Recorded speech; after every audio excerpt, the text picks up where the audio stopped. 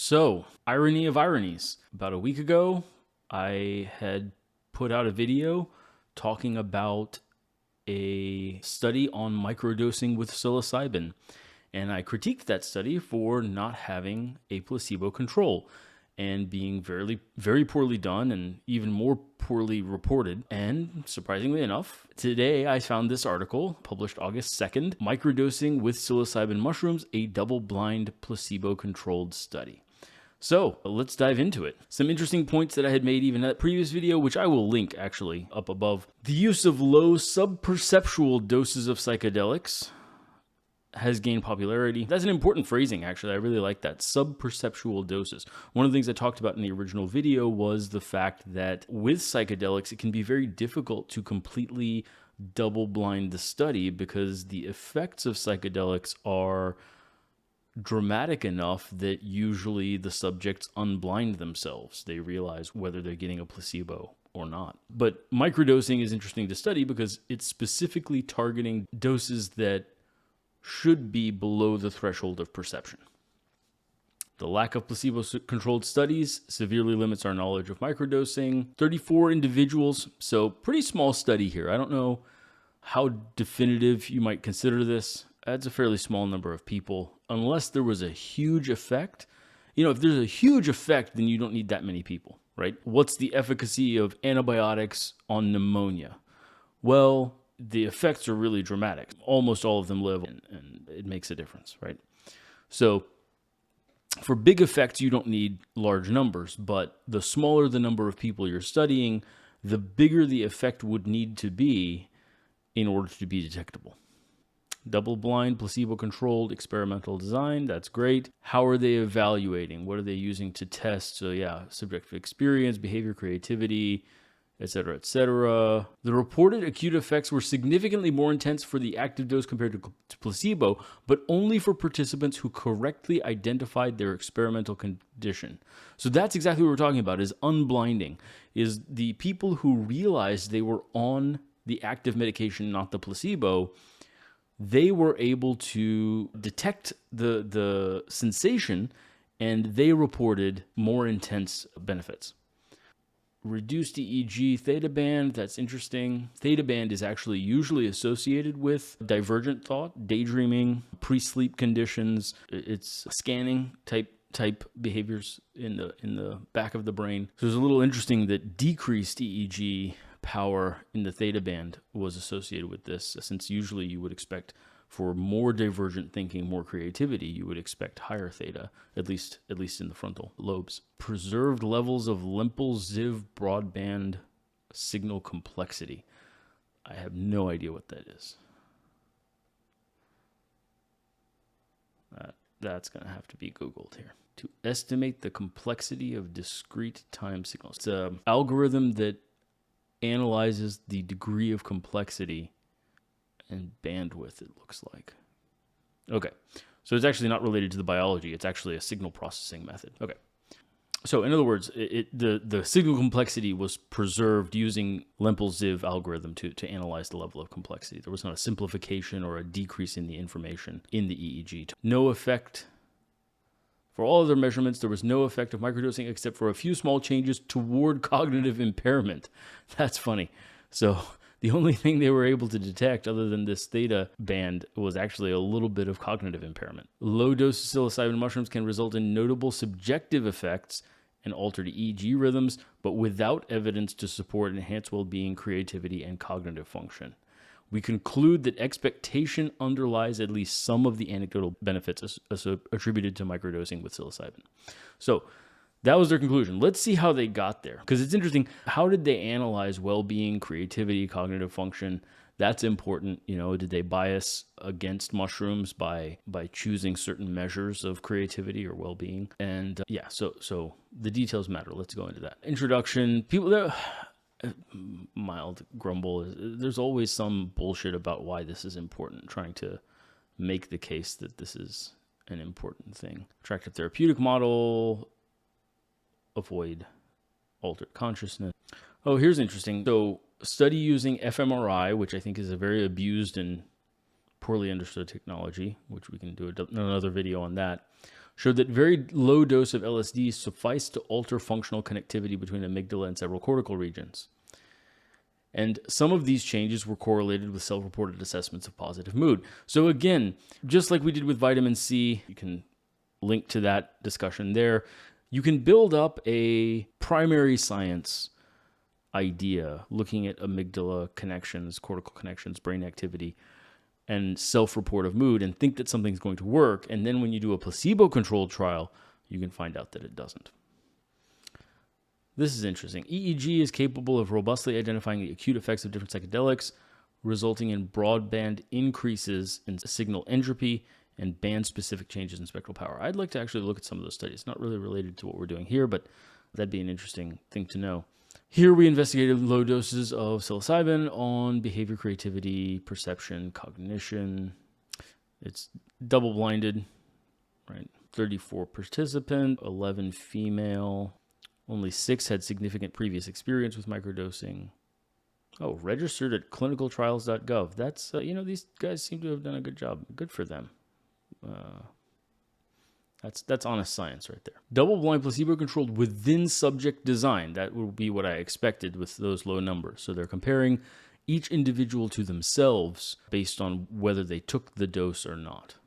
And when they got the dose was randomized. Questionnaires and tasks. So it wasn't just self-report. They actually had to do tasks. Let's see what those tasks are. Table 1 summarizes the tasks and measurements. Let's see, table 1. Okay, visual analog scale for subjective effects. That's like the smiley faces, right? Like how smiley are you, frowny to smiley. Personality, Big 5 inventory. They did that. Anxiety.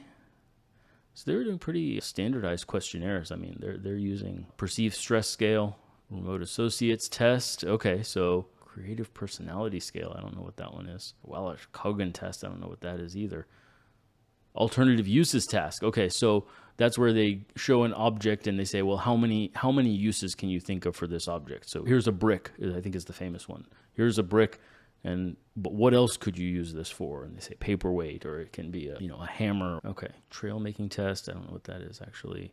Inhibition, go no go. So that's the ability to perform a task without overdoing it. Attentional blink, Stroop test. That's the typical color matching, word matching. Okay, so and they measured physical activity with a Fitbit. That's kind of interesting. So yeah, a combination of questionnaire scales and actual test measurements. That's kind of cool. Yeah, quite a bit of data on these 34 people. EEG, power density, estimated broadband signal complexity using Lenvelsiv's lossless compression algorithm applied to binary time series, obtained from a median split of the instantaneous signal envelope after Z-score conversion. Yeah, that's a little bit past my understanding of compression algorithms. I think I need to ask Jassim about that if he understands.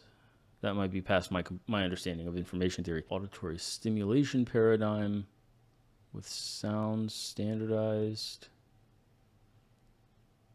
Oh, and they're looking at the EEG response to standardized sound stimuli. Physical activity, statistical analyses, chi-squared.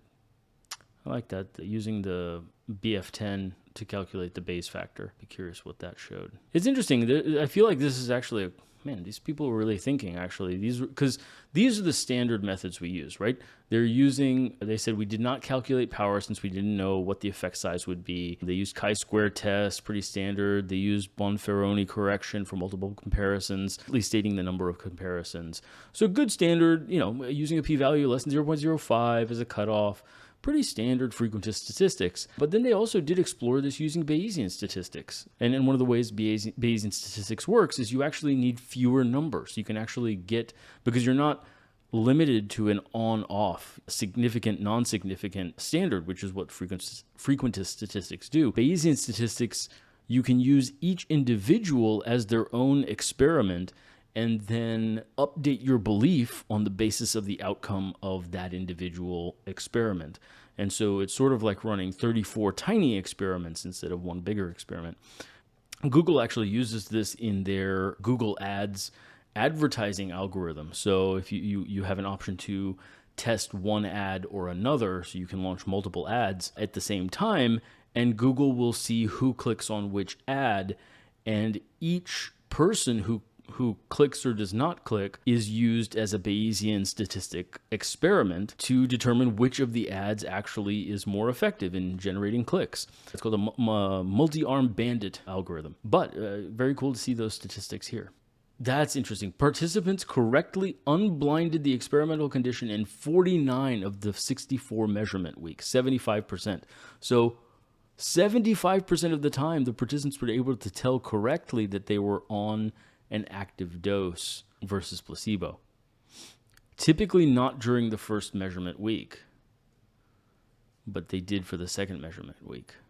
So they were able to compare how they felt on placebo versus how they felt on psilocybin, and they could tell the difference. So VAS total scores were significantly higher on psilocybin versus placebo, prompting us to investigate whether this could be driven by unblinding. They divided these scores into two subsets depending on whether the subjects were blind or unblind. No significant differences in total VAS scores between the first and second dosing days.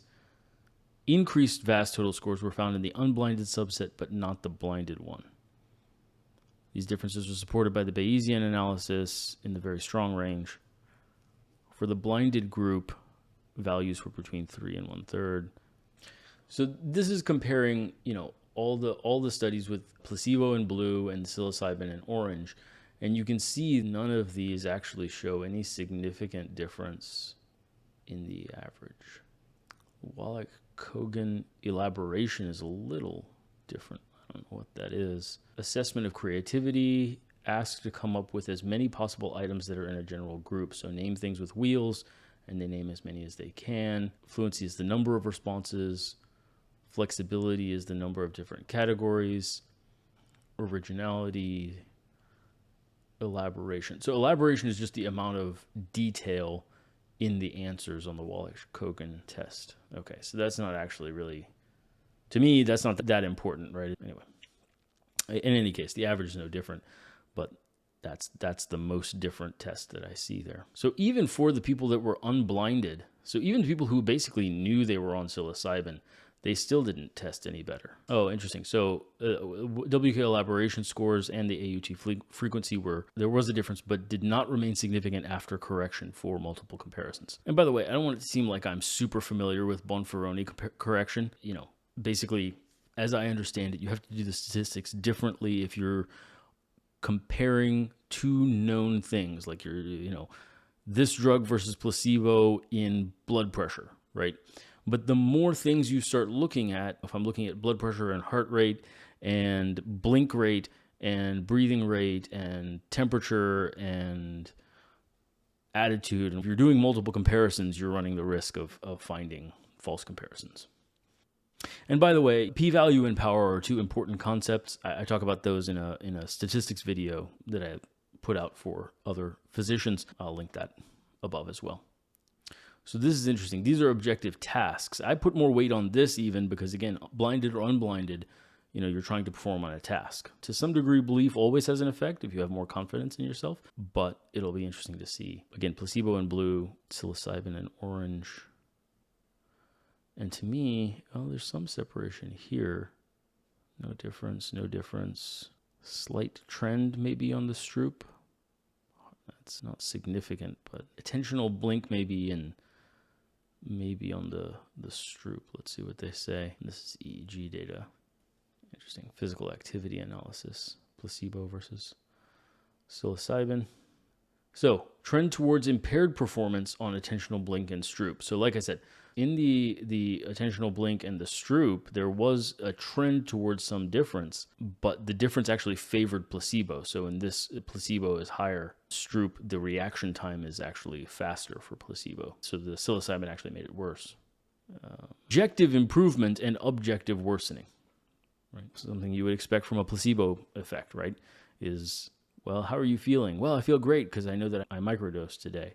I feel really creative. I was really focused, right? But when we test your focus, we test your attention, actually, we find that there's no difference. Important, like I said, small number of people. So the Bayesian statistics that they did actually indicated that there was insufficient sample size for the blinded group. So because 75% of the participants actually were able to figure out which dose they were on, the number of people who didn't know, who remained blinded as to, they didn't know whether it was placebo or psilocybin, became very small, and the statistics actually indicated that there were not enough samples. So a good discussion of the limitations, right? It's possible that the experimental design was not optimal to detect some of the claimed positive effects. We investigated 2 doses per week, but it's used over extended periods of time, variety of dosing schedules. By design, our study could not assess the cumulative effects because they only give 2 doses per week and they were deliberately spread out. Because they include computer-based cognitive tasks or EEG, those were too difficult to be repeated routinely, so that limited their ability. So, very interesting. Good science here, I have to say, right? Small sample, but that's because they were doing EEGs on everybody, as well as cognitive tests on everybody, tasks as well as questionnaires. And so, but placebo-controlled, they attempted it. The subjects unblinded themselves, so they were left with a very, very small sample. I think it's possible that, and they themselves admit this, a great discussion here, it's possible that there are still benefits to microdosing. And, I always wonder if you're talking about mood, if you're talking about, mood is a fundamentally subjective thing, right? So if the subject had an improved mood, even if it was placebo, right? Even if it was because they recognized the subjective feeling of being on psilocybin and they liked it and they expected that it would work and improve their mood, and it did improve their mood, but then they had a better mood, so they had a better day. There's value in that, I think. I think it's important to realize that it may be nothing more than placebo, and I think if you can do bigger studies that have a bigger blinded group that, maybe using a lower dose or something like that, so you end up with not as many people unblinding themselves. But, from a scientific standpoint, I think it's important to figure out, is this all placebo effect? From a non-scientific, from a clinical standpoint, if they had a good day, they had a good day. I don't know that I'm so gung-ho about it being placebo or not placebo. Anyway, really well done science, and obviously very inconclusive. They were not able to show any benefit to microdosing. They talk about several reasons why they may not be able to find it, not the least of which is just the size of the study. It's so tiny. Maybe they need, with a study this small, and then they basically lost 75% of the people because those people figured out what they were on. So they're left with 25% of 34 people. I think it's unless there were a huge effect, you may not be able to see it. But I do think it's interesting that there was no difference in objective measures.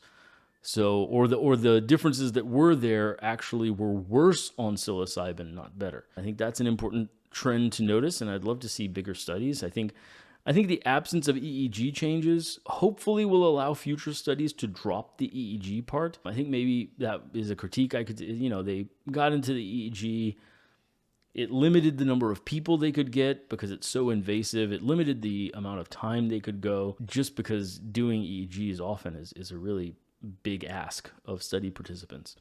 So if they dropped that requirement, maybe focused on a smaller number of cognitive tests, and were able to get study participants to be able to do it faster, then it wouldn't be as intrusive on their day, and maybe they could do more. They could have more participants, a bigger study, and maybe over a longer period of time, we'd be able to find out even more. But it's important to notice that overall, whatever effect there is, it's at least smaller than this. It's not going to be a slam dunk that you're massively more creative or more attentive or any of those things. And in fact, maybe less. Certainly several of the people here were less attentive in the Stroop and attentional blink testing. So great study. And, science is a process of slowly moving forward. And I love the fact that they published this because it is a negative test. I think we get very excited when something shows promising results. We should get just as excited when a study shows that there is no difference, that something doesn't work. That's great science. It really drives us forward just as much, if not more. So I'm really happy that they were able to get published. I think they did, in my opinion, an extraordinary job with both openness, honesty, transparency. They registered their study before they did it with clinicaltrials.org or .gov, and they, I think they did the best statistics they could with such a small sample size, and they admitted that it was a small sample. So yeah, cool study.